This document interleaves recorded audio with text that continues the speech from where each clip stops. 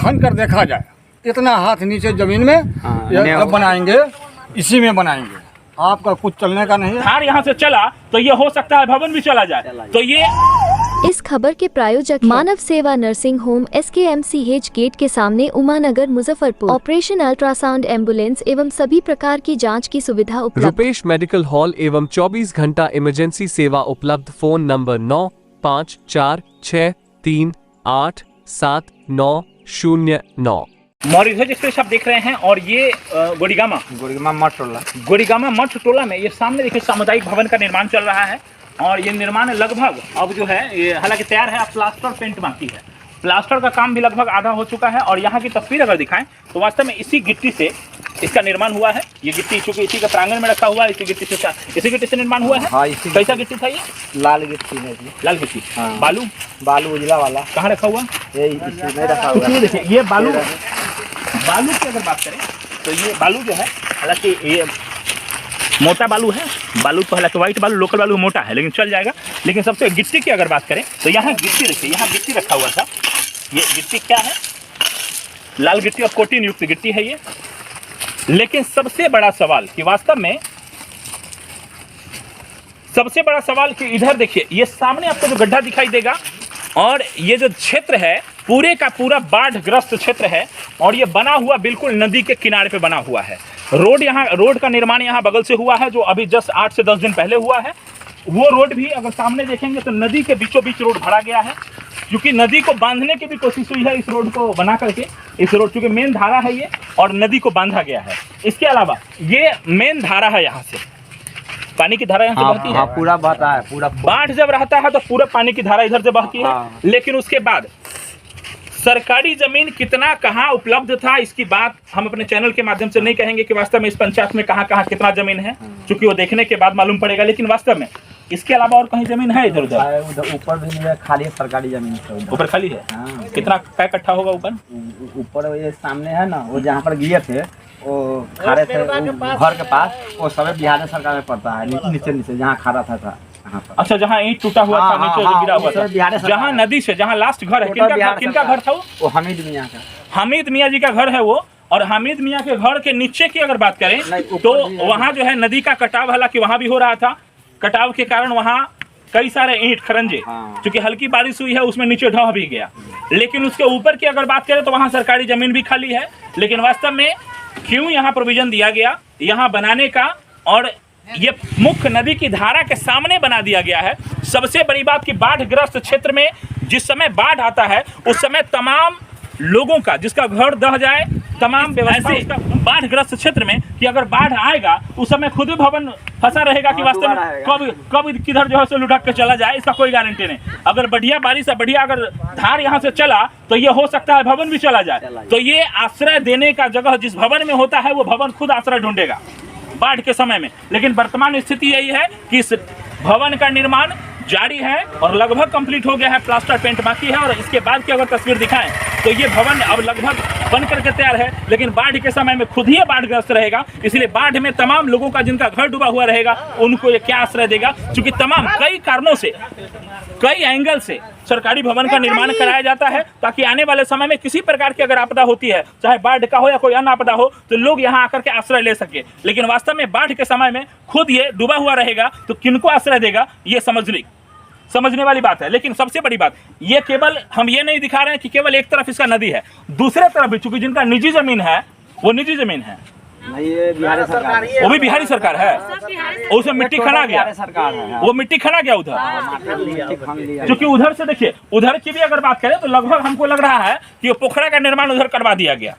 देखिए ये पूरा तालाब दिखाई देगा, जिसमें हालांकि इसमें पानी बारिश नहीं हो पाया है जिसके कारण। लेकिन यहाँ की तस्वीर देखिए कि वास्तव में इधर तालाब और इधर सामने नदी, दोनों के बीच में बनाया गया ये सामुदायिक भवन। इसका कितना यूज होगा, कौन सा इंजीनियर इस प्रकार से जो है एकदम एस्टिमेट बनाया, और कैसा उसका जो है दूरदृष्टि नजरिया था कि वास्तव में जिस समय बाढ़ आए या कोई आपदा आए तो यहाँ एक लोगों का जो है आश्रय नहीं हो सकता। ये तस्वीर है यहाँ का। वास्तव में हम कोशिश करेंगे कि इस प्रकार का एस्टिमेट किसने बनाया, इस जगह का जो चॉइस हुआ, एनओसी इस जगह के लिए, ऐसे जगह के लिए, क्योंकि सीओ साहब के द्वारा एनओसी उपलब्ध कराया गया।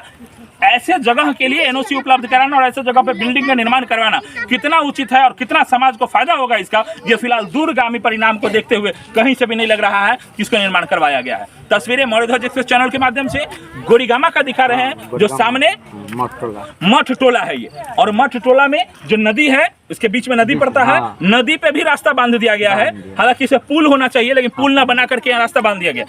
क्या नाम है बाबा?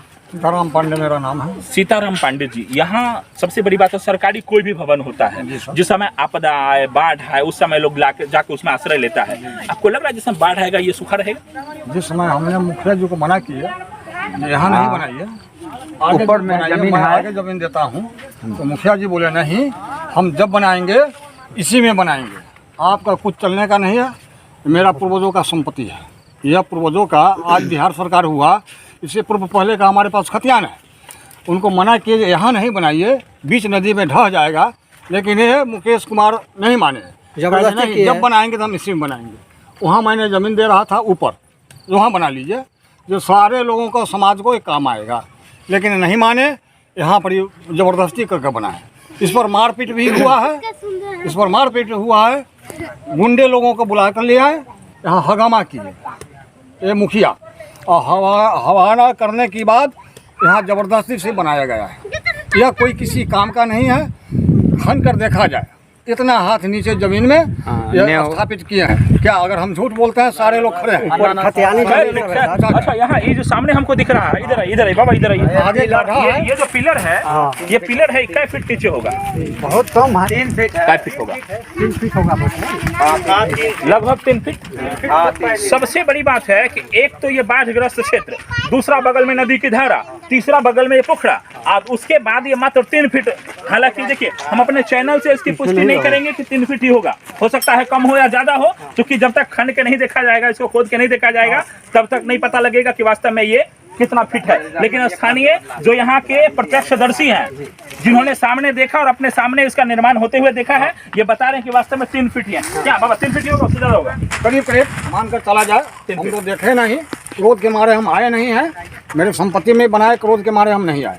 इसके बाद हमने इनको कहे ये सरकारी संपत्ति, ये सरकारी संपत्ति है, अभी अभी अभी सरकारी संपत्ति है, इस पर से इधर अभी बिहार सरकार है, इधर मेरा अभी संपत्ति निजी है, जो गड्ढा है इससे उतर मेरा संपत्ति अभी है, सब खतियान जमीन सब ऊपर, इस पर गड्ढा पर से इधर बिहार सरकार बना हुआ। इनको हमने मना किया जो रास्ता या नहीं बनाइए, किसी काम का नहीं, आगे हम जमीन देते हैं, आगे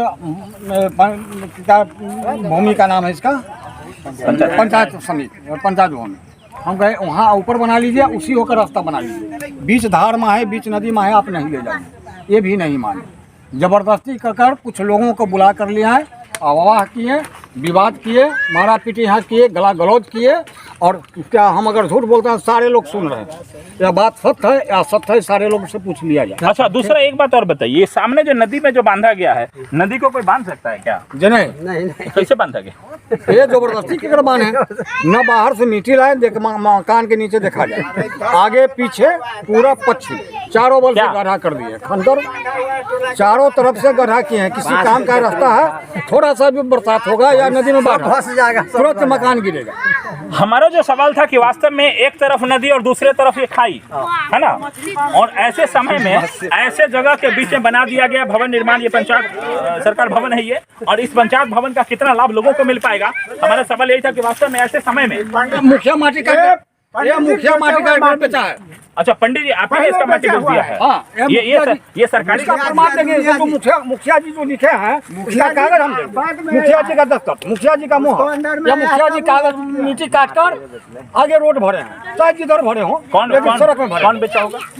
पहले मुखिया जी माटी, जितना माटी खनाया है ना, टोटल मुखिया जी है, इधर क्या है उसके बारे में हम नहीं कहेंगे, लेकिन ये जो जमीन है वो सरकारी है। मिट्टी बेचने की बात है तो ग्रामीण है जो हालांकि आरोप प्रत्यारोप कर रहे हैं, लेकिन सबसे बड़ी बात है कि वास्तव में अगर बिका तो उस समय पंचायत के अन्य जनप्रतिनिधि कहाँ सो रहे थे, उनको कार्रवाई करवानी चाहिए थी कि आखिर अगर पंडित जी ही बेचे हैं तो पंडित जी के ऊपर भी कार्रवाई होनी चाहिए, अगर गलत बेचे हैं तो होना चाहिए, नहीं होना चाहिए? बेचे हैं आप क्या?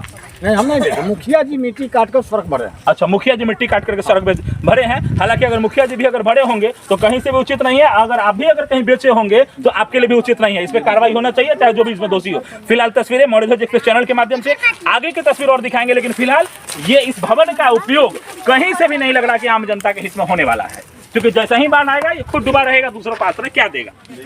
बहुत बहुत धन्यवाद तमाम दर्शकों का। लाइक और शेयर जरूर कीजिए और बताइए हमारे चैनल के माध्यम से कमेंट करके कि वास्तव में कितना उपयोगी कार्य इस पंचायत में चल रहा है, और जिसका शिकायत हमारे चैनल को मिला जब हम ग्राउंड पे पहुंचे हैं तो वास्तव में वही स्थिति देखने को मिल रहा है। बहुत बहुत धन्यवाद तमाम दर्शकों का, बहुत बहुत धन्यवाद।